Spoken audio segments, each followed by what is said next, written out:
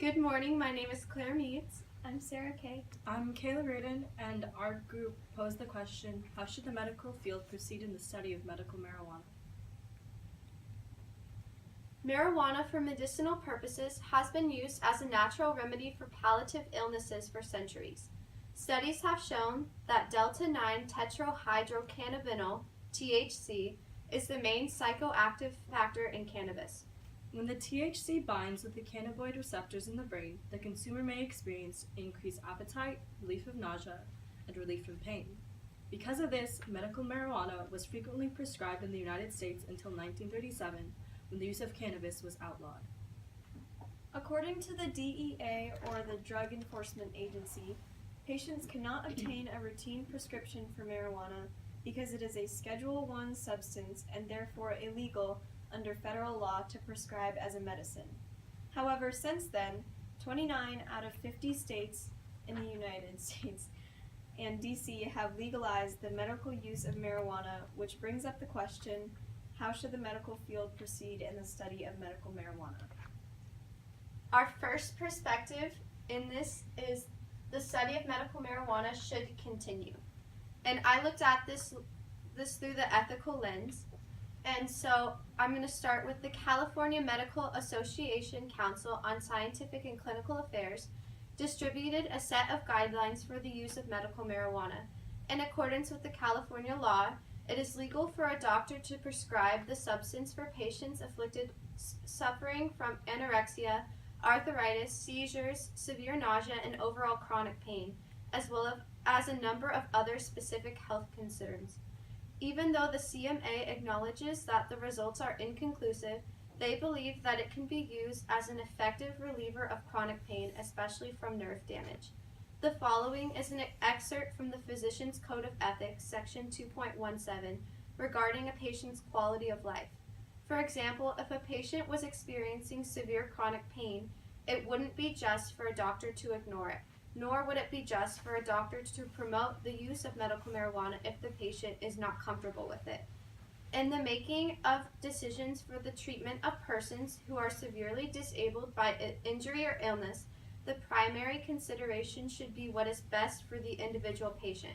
Quality of life, as defined by the patient's interests and values, is a factor to be considered in determining what is best for the individual. So I looked at this through the scientific lens. Patients who are prescribed and overuse medical marijuana may become addicted, and it can also become a gateway drug that can lead to addiction to drugs that are more detrimental to a person's health.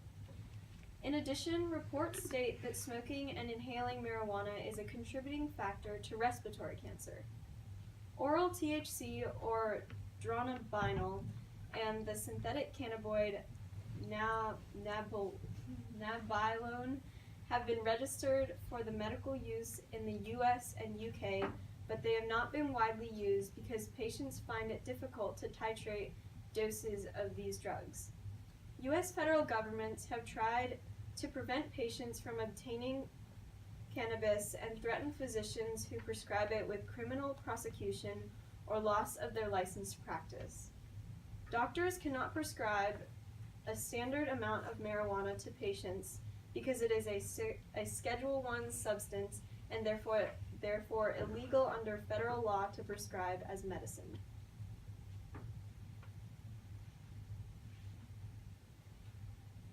I had the futuristic and economic viewpoint. The Cannabis Training Institute claims leading medical marijuana research and investment firms are estimating the medical marijuana business will generate $2.5 billion in revenue this year. This is up by almost $1.5 billion from 2013. Investors also believe that this figure could go well over $10 billion in the next 5 years. Due to marijuana legalization in many of the states, those who support the development of this drug are excited for many new industry opportunities that have arisen. These lucrative opportunities provide more future jobs that can go on to boost America's economy. Hopes for the study and development of marijuana in the medical industry have presented many new hopes or discoveries that may become revolutionary in the fields of pain medication, seizure prevention, cancer research, anxiety, and other conditions, according to the Business Insider. Also, according to the Business Insider, only 6% of study on marijuana analyze its medicinal properties. This shows an opening in research that can be developed to discover more opportunities the drug may offer, which can again go on to create new industries in the medical field that can go on to boost the economy. Our second perspective is the study of medical marijuana should be eradicated. And I looked at this again through the ethical lens, and ethical issues involving marijuana for medicinal purposes consist of whether or not its known benefits exceed its known risks. I have a quote from Dr. Robert DuPont. He is the president of the Institute for Behavior and Health in Rockville, Minnesota, and he said that the issue is clear. Marijuana is not medicine and cannot be prescribed by a physician. Doctors do not recommend medicines to patients to buy all they want from whomever they want and suggest that they take all that they want of it. Opponents of this controversial medical treatment claim that marijuana is overall too dangerous and lacking FDA approval. In addition, studies have shown that marijuana can be addictive as well as proven to cause problems with fertility, the lungs, the brain, and the immune system, as well as impairing the consumer's ability to drive. The following is another excerpt from the Physician's Code of Ethics, Section 8.20, regarding invalid treatment. Among the treatments that are scientifically valid, medically indicated, and offer a reasonable chance of benefit for patients, some are regulated or prohibited by law. Physicians should comply with these laws. If a physician disagrees with such laws, they should seek and change them. According to the Controlled Substances Act, passed by Congress and signed into law by President Nixon in 1970, a Schedule I drug such as marijuana has a high potential for abuse and lacks acceptable safety for the use under medical supervision, so the sale, purchase, or consumption of marijuana became illegal. So I again looked at this through the scientific lens. The Institute of Medicine stated that the accumulated data indicate a potential therapeutic value for cannabinoid drugs, particularly for symptoms such as pain relief, control of nausea and vomiting, and appetite stimulation. Advocates for the medical use of cannabis argue that the patients should be allowed to smoke cannabis to relieve these above-mentioned symptoms. Some U.S. state governments have legislated to allow the medical prescription of cannabis, but others have not. Some advocates argue that legalizing cannabis is the only way to ensure that patients can use it for medicinal purposes. Descriptions from 23 individual interviews of the health benefits of cannabis for therapeutic purposes described cannabis as a life-preserving, a disease therapy, a medicine for the mind, a means for self-management, and a way to manage addiction. And here is the against for the futuristic and economic side. According to the Federalists, under the use of marijuana in the future, there may be a higher dropout rates and lower average levels of professional and academic achievement. Civic engagement will likely drop, both because that takes effort and because cannabis doesn't tend to foster attachment to social institutions. Habitual smokers are too content in their own worlds to involve themselves in the larger one around them. Physical and mental health will suffer. Despite legalization, marijuana won't entirely lose its countercultural associations, and therefore the gateway drug effect will still be an issue. This opposing viewpoint presents many negatives in the future of medical marijuana.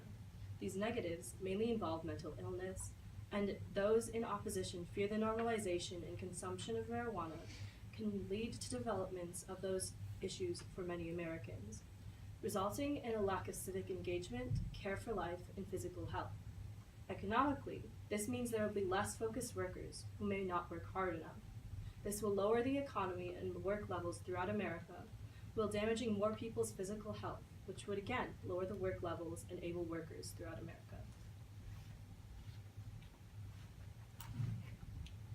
After researching this topic through the ethical, scientific, and futuristic and economic lenses, our group has come to the conclusion that the studies of medical marijuana should continue, but should be more highly regulated. In addition, it should not be a first resort, but should remain an option and continue to be researched. And this is our works cited.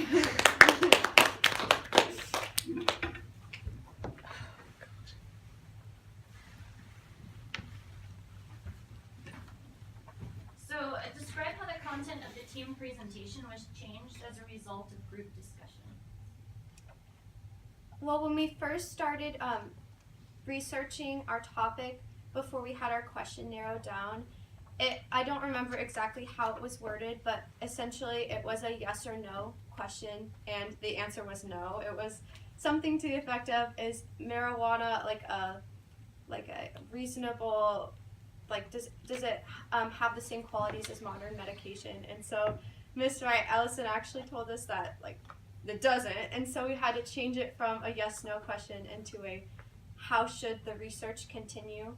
And so after that, our perspectives changed a little bit, and we continued researching our question.